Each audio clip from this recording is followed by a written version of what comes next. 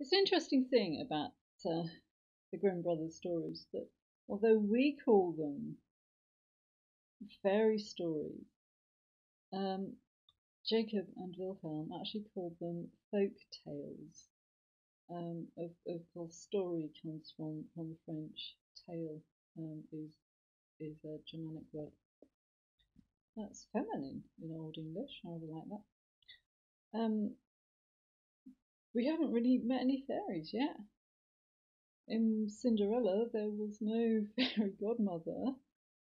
So here we have three stories involving elves, the little folk.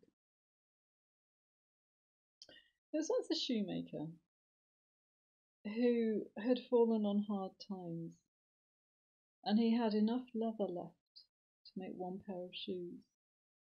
And so he cut out the leather, ready to make the last pair of shoes to sell. And then, because it had been a long day and he was weary, he went to bed without sewing the shoes. When he got up in the morning, the pieces of cut leather had been sewn into the most beautiful shoes that he had ever seen, and they sold for a good price.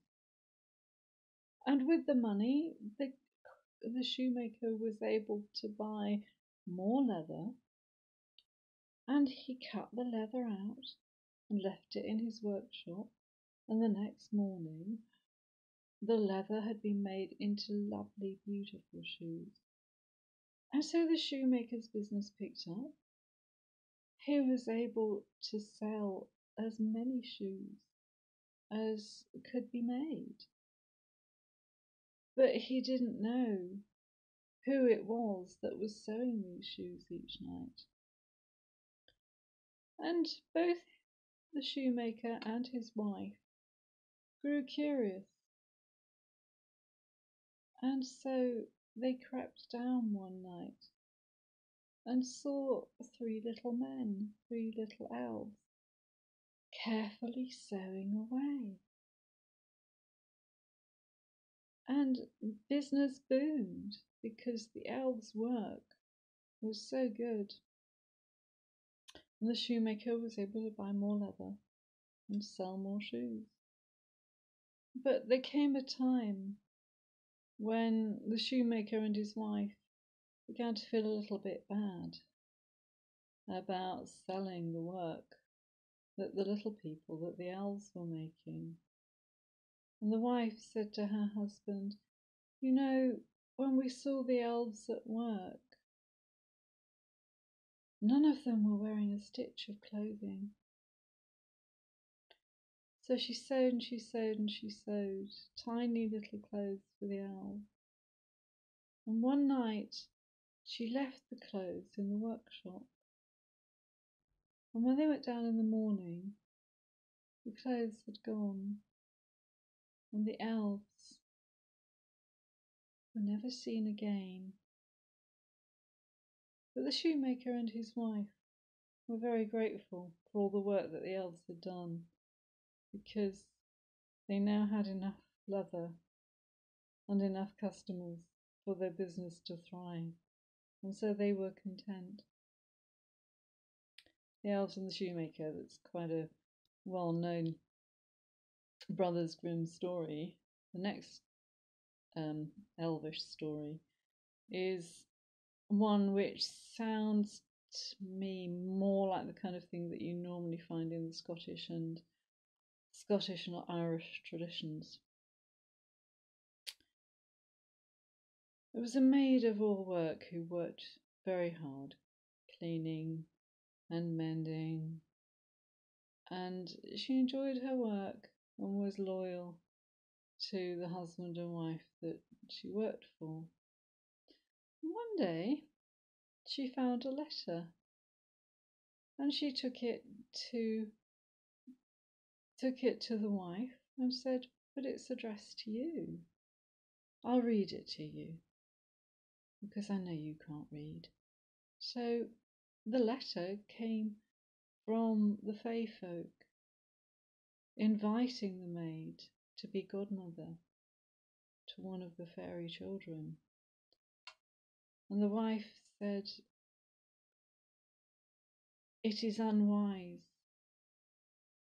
to refuse an invitation from the Fae. We will give you leave to go."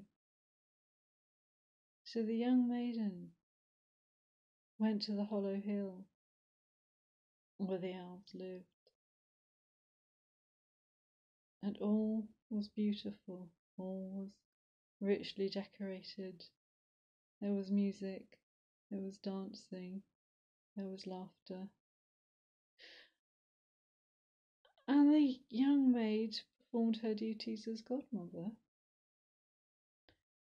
And then she tried to go home, but the elves said to her, stay a little." And so she joined in with the party, and she danced with the Fae folk for the next 3 days. And then finally it was time for the maid to return and go back to the house and go back to work. So she went into the house, took the broom and began sweeping. That things looked a bit different from when she had left. And 2 strangers came into the house and asked what she was doing there. And she found that although for her it had been but 3 days that she had spent in the hollow hill, she had been gone for 7 years. And in that time, her old master and his wife had moved away. So the maid lost 7 years, but she did get to be godmother to an elf.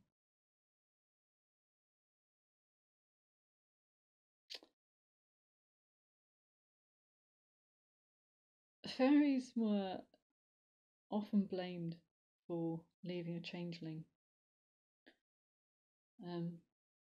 Perhaps it was a way of explaining a handicapped baby, that perhaps you could say this child isn't really human. But certainly there are lots of stories about changelings, and they do tend to run along these lines.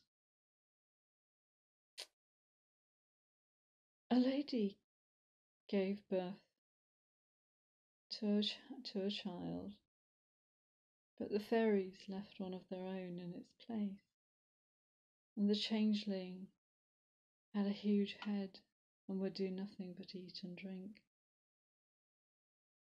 And the woman was beside herself as to what to do. She asked a wise woman, perhaps a wise woman is really a witch, what to do. And the woman said, take 2 eggshells, and in the empty eggshells boil some water. This will make the changeling laugh, and then he will leave. So the woman did as the wise woman had suggested. She carefully opened 2 eggs so that the halves of the eggshells were intact, and she placed some water inside the eggshells and placed the eggshells in the fire next to the cradle where the changeling lay. And the changeling sat up and looked at the water boiling in the eggshells and said, I have lived for hundreds of years, and I have never seen anything so funny as someone trying to boil water in eggshells. And at that moment, the elven queen and her consort came into the room and took the changeling away.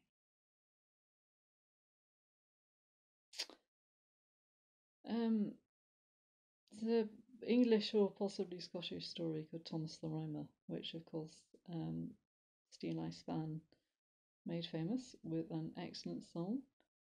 So I am hoping to tell that and make a video of that. But obviously that's not one of the Brothers Grimm stories.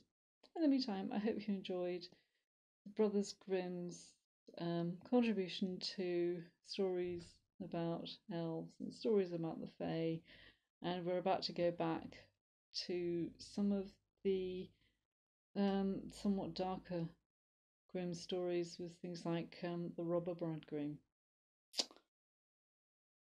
Stay with it.